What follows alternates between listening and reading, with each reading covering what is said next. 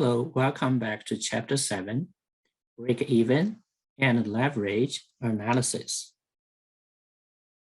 Two types of costs.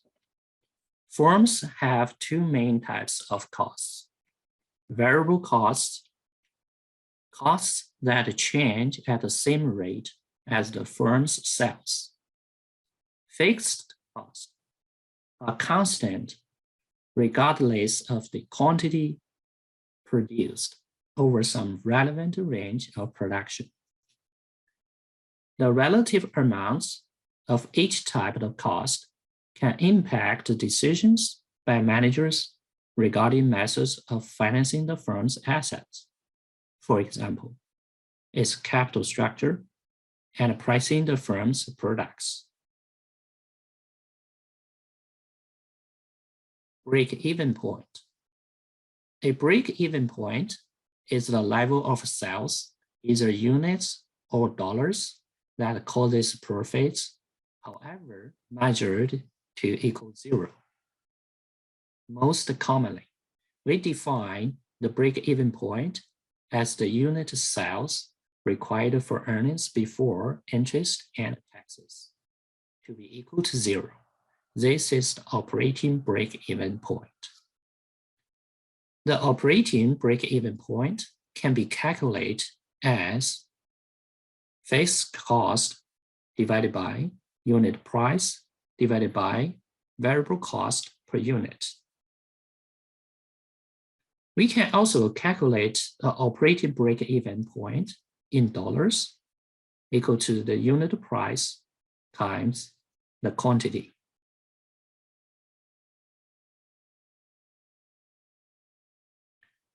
Other break-even points. We can define break-even points in terms of other profit measures. Target EBIT break-even is fixed cost plus EBIT target divided by price minus variable cost. Cash break-even is a fixed cost minus depreciation divided by price minus variable cost.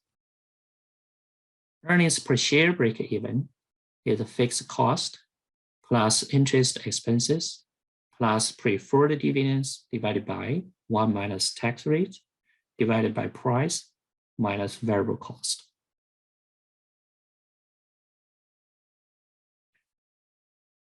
Leverage analysis.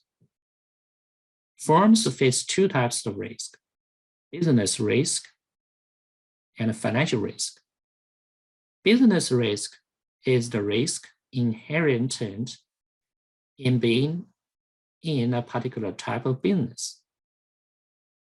Financial risk is the additional risk that results from using financial leverage, and it focuses the business risk onto fewer shareholders.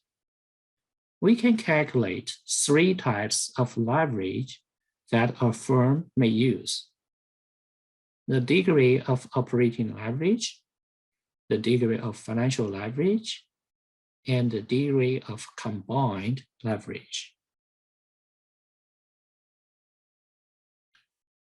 The degree of operating leverage. If a firm has some fixed operating expenses, then EBIT will be more variable than sales, and we refer to this concept as operating leverage. The degree of operating leverage is measured by the percentage change of EBIT divided by the percentage change in sales. Also, it can be sales minus variable cost divided by EBIT. A larger degree of operating leverage is generally associated with greater business risk. The degree of financial leverage. Financial leverage is like operating leverage, but the fixed costs that we are interested in are the fixed financing cost, interest expenses, and preferred dividends. We can calculate the degree of financial leverage as the percentage change in earnings per share divided by the percentage change in EBIT. It can be also in the following formula as EBIT divided by EBT minus preferred dividends divided by 1 minus tax rate.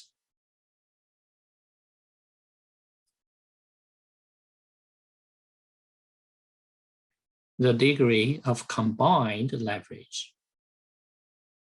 Operating leverage and financial leverage combine together to give a degree of combined leverage.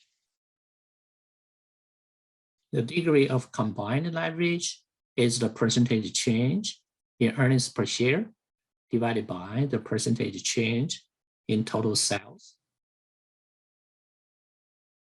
The degree of combined leverage is also the degree of operating leverage times the degree of financial leverage.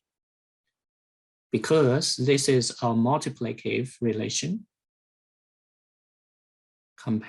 companies with a high degree of operating leverage should avoid having a large degree of financial leverage as well.